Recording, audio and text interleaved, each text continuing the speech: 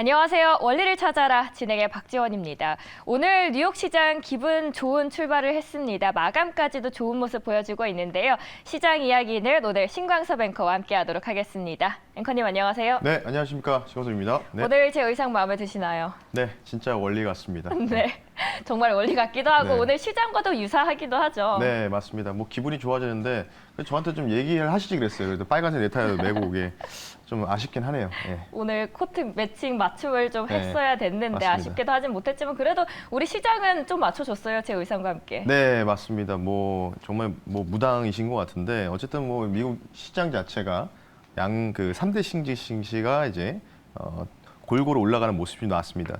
일단 뭐 상승에 대한 주요 배경은요, 뭐 딱 그냥 하나 같아요. 경제 지표가 안 좋았다. 그걸로 해서 bad is good news 뭐 이런 식으로 이제 가장 나쁜 게 좋은 것이다라는 이런 또 월가의 또 요즘은 최근 유행하는 격언이겠죠. 지표가 안 좋으면 오히려 연준에서 긴축을 조금은 다시 또 둔화될 가능성들 그런 부분으로 인해서 지금도 이제 3대 증시가 골고루 올랐습니다. 이제 다우존스 같은 경우에 상승폭이 좀 둔화됐던 부분들이 뭐냐면 은행 관련된 부분들.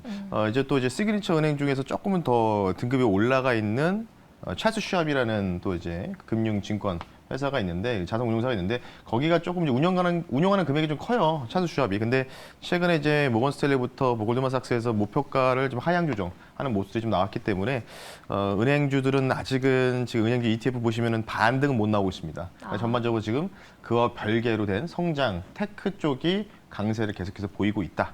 이 정도로 간단하게 미국 증시 상승 배경 말씀 한번 드려봤습니다. 네, 시장 이야기 앞서 다뤄드렸고요. 그럼 네. 본격적으로 헤드라인 보도록 하겠습니다. 첫 번째 기사는 마켓워치에서 나왔습니다. 기사 잠시 후에 나오도록 하겠고요. 제목부터 먼저 설명드리도록 하겠습니다. US Jobless Claim, 실업 건수 관련 이야기인데요. 본문으로 들어가 보니 수치 보이시죠? 지난주에 미국의 신규 실업수당 청구 건수는 19만 8천 건을 나타났습니다. 키포인트 보도록 하겠습니다. 이 수치는 전주 대비해서 7천 건 증가한 정도인데요. 20만 건을 하회하는 건수는 역사적으로 가장 낮은 수준입니다. 그만큼 노동시장이 과열되면서 수급 불균형이 만연해 있다는 의미로 해석할 수 있겠죠. CNBC는 인플레이션을 완화하려는 연준의 적극적인 노력에도 불구하고 양호한 수치가 나오면서 고물가를 잡기 위한 연준의 목표가 무색해지고 있다라고 평가를 했습니다. 연준의 고민은 더 커지게 되고 있습니다. 통화 긴축을 멈추자니 인플레이션이 부담이 되고 또 긴축을 지속하자니 은행권 위기가 걱정인 딜레마 때문입니다. 그림 함께 보도록 하죠. 빅스는 시장이 얼마나 공포에 떨고 있는지 알려주는 지표인데요. 3월에 19로 시작을 했다가 은행 위기가 정점이었던 당시 30까지 급등을 했습니다. 그런데 현재 은행권 불안이 안정됐다고 평가한 걸까요? 19 수준으로 돌아온 걸 확인할 수 있으시죠? 이처럼 시장의 불안이 진정되면서 낙관론도 강화가 되고 있습니다. 다음 그림 볼까요? 증시평론가 짐 크래머입니다. 골드만삭스의 펀드 매니저 출신의 방송인으로 월가의 소위 미친 소라고도 불리는 인물인데요. 짐은 간밤에 SVB의 몰락이 결국 증시에 긍정적인 영향을 줬다라고 평가했습니다. 앵커님, 이 빅스 지수도 그렇고 이제 짐 크래머도 오히려 은행권 불안이 긍정적인 시너지였다라고 평가를 하고 있습니다. 증시에 긍정적인 플로우로 움직이고 있다고 봐도 될까요? 뭐 계속 말씀을 드렸지만 실제로도 계속 뭔가 실리콘밸리 은행 파산할 때도 딱 2주 전이었던 것 같아요. 근데 분위기가 너무 많이 바뀌었죠. 지금은 뭐 아시다시피 뭐 완전히 빨갛게 물들어 있는 좀 상황입니다. 그때도 말씀드렸던 게 이제 롱렉포 관련된 부분으로 인해서 단기 차입 이 돈들을 이용해서 이 은행 파산 관련된 부분들을 미 연방 정부가 막을 것이다라고 했고 그 부분들이 계속 나오면서 또 짐 크래머마저도 또 그런 식으로 또 얘기를 하고 있죠. 어쨌든 지금 가장 중요한 거는 금리 인하 또는 금리 동결. 저는 이제 올해 금리 동결까지에 대한 이 투자자들의 기대는 저는 이해가 됩니다.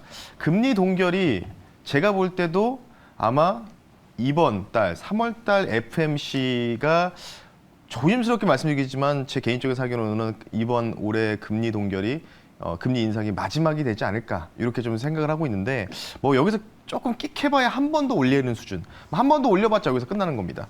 근데 중요한 거는 금리 인하에 대해서 주장하는 사람들이 좀 요즘 많아지고 있는데 택도 없는 소리라고 좀 말씀드리고 싶어요. 왜냐하면 통상 월가 역사상 그 연준 역사를 가정했을 때 평균 금리 인하를 시행하는 단계, 금리 동결의 금리 인하 시행하는 단계가 약 9.6개월 뒤에 진행했단 말이죠. 그러면 내년 초란 얘기입니다. 그래서 오히려 지금 상황에서 금리 인하하면 오히려 유동성이 다시 또 풀어지니까 좋은 거 아니냐고 생각하실 텐데 아닙니다. 절대 아닙니다. 역사적으로 금리 인하를 단행을 하는 순간부터 시장이 급락이 시작했었습니다. 예.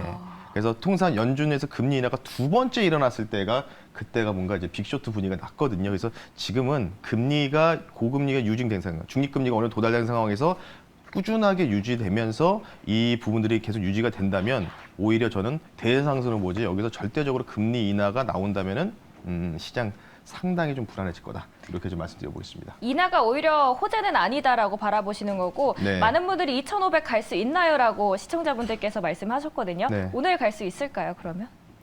오늘 못 갈 것 같은데요. 아. 네, 제가 개인적으로 봤을 때 오늘 못 갈 것 같고 오늘 빨갛게 물들었음에도 불구하고요. 네, 다음 주엔 갈 것 같다. 아. 네. 요즘에 왜 그러냐면 워낙 지금 무지성 선물 옵션에 대한 외국인들의 그 드리블이 굉장히 좀 심합니다. 쉽게 얘기해서 왔다 갔다를 좀 하고 있고요. 그래서 근데 오늘 이제 윈도우 드레싱 약간 좀 효과를 기대할 수 있는데 글쎄요 오늘 뭐 상황을 좀 봐야 되겠지만 윈도우 드레싱 효과가 오늘 나오게 된다면 2,500이 가능하겠지만은 2,500 가기 위해서는 코스닥이 빠져야 됩니다.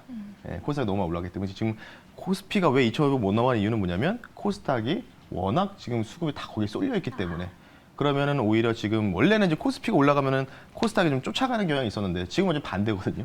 예, 그래서 코스닥이 좀 밀려야지. 그러면 제가 또 욕을 먹어요. 왜냐하면 2차 전지라든지 바이오가 또 밀리니까. 그렇죠. 그러니까 좀 오늘은 적당한 폭으로 그리고 다음 주 한번 조금 도전하는 모습이 좋지 않을까. 그래서 다음 주 중반이 오히려 2,500을 넘어갈 수 있는 이런 부분이지 않을까 이렇게 좀 생각하고 있습니다. 네. 네, 저희 외국 증시 그리고 국내 증시까지 함께 다뤄드렸습니다.